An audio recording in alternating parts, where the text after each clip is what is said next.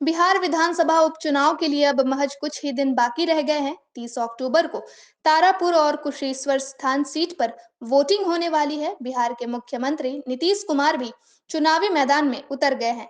तारापुर में चुनाव प्रचार करने पहुंचे मुख्यमंत्री नीतीश कुमार को बेरोजगार युवाओं की नाराजगी झेलनी पड़ी। तारापुर में सीएम का विरोध का सामना करना पड़ा। सीएम नीतीश का विरोध कर रहे छात्राओं के हाथ में तख्तियां थी, जिस पर उन्हें तलाक, रोजगार कब मिलेगा, नीतीश सरकार जैसे, युवाओं पर ध्यान दीजिए, बेरोजगारी से है परेशान जैसे नारे लगे हुए थे। यह बेरोजगार युवा मंच के पास सीएम नीतीश के सामने अपना विरोध प्रकट कर रहे थे। वहीं विरोध कर रहे छात्रों को देर रात पुलिस ने गिरफ्तार किया।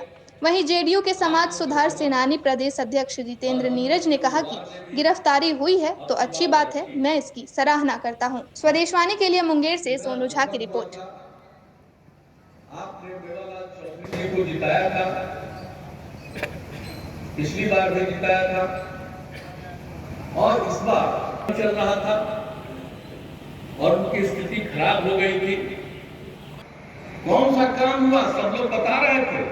यहाँ से कितने लोगों को भागना पड़ा और सबसे ज्यादा व्यवसायियों को और व्यापारियों को भागना पड़ा था। कितने डॉक्टरों को भागना पड़ा था। क्या स्थिति थी। और सब लोग तो कह ही रहे थे कि शाम होते होते कोई आदमी बाहर निकलने की हिम्मत नहीं करता था। तो ये माहौल था। और उसके बाद जब आप लोगों ने मौका दिया तो हम लोगों ने तो सभी इलाके में क्या नहीं शुरू किया था। हर तरह से जो कुछ भी लोगों की जरूरत है उसके लिए प्रारंभ से ही हम लोगों ने काम करना शुरू किया। और हर बार जब आप मौका दे रहे हैं हम लोग काम को आगे बढ़ा रहे हैं। अब सिर्फ सड़क और पुल के निर्माण का नहीं, महिलाओं की क्या हालत थी। कितने बच्चे स्कूल जा पाते थे। गरीब गुरबा तबके के लोगों को स्कूल जाने की स्थिति नहीं उत्पन्न होती थी। बहुत बुरा हाल था। हम लोगों ने एक एक चीज का सर्वेक्षण कराया, घूमते रहते थे। देखिए, तो गिरफ्तारी तो होनी चाहिए ना।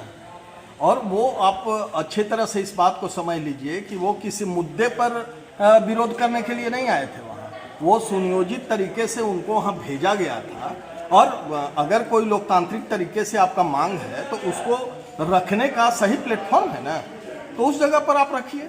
आम सभा है तो वहाँ जा करके उनका मकसद मांग रखना नहीं था, वहाँ अराजकता फैलाना उनका मकसद था। तो ऐसी स्थिति में अगर कोई बिहार के मुख्यमंत्री या कोई भी संवैधानिक पद पर बैठा हुआ व्यक्ति अगर आ रहा है तो आप वहाँ पर अगर अराजक की स्थिति बनाएंगे तो ये तो लॉ एंड ऑर्डर का मामला है। तो ये तो प्रशासन का दायित्व है कि वो उसको अविलंब गिरफ्तार करे। और अगर गिरफ्तारी हुई है तो मैं इसकी सराहना करता हूँ। और मैं पूरे विश्वास के साथ आपको ये कहना चाहूँगा कि आप देखिएगा, जब जांच आगे बढ़ेगा तो मालूम चलेगा कि वो किसी खास दल के सारे सदस्य हैं। तो सर, क्या लोग अपनी आवाज को नहीं उठा पाते बेरोजगारी को लेकर? उठाए, बेरोजगारी ही नहीं, तमाम सवालों पर, तमाम मुद्दों पर आप अपनी मांग उठाइए, लेकिन मांग उठाने का सही प्लेटफॉर्म होना चाहिए और उसका सही संवैधान, आपका संवैधानिक हक है। लोकतंत्र में कौन किसको रोक रहा है?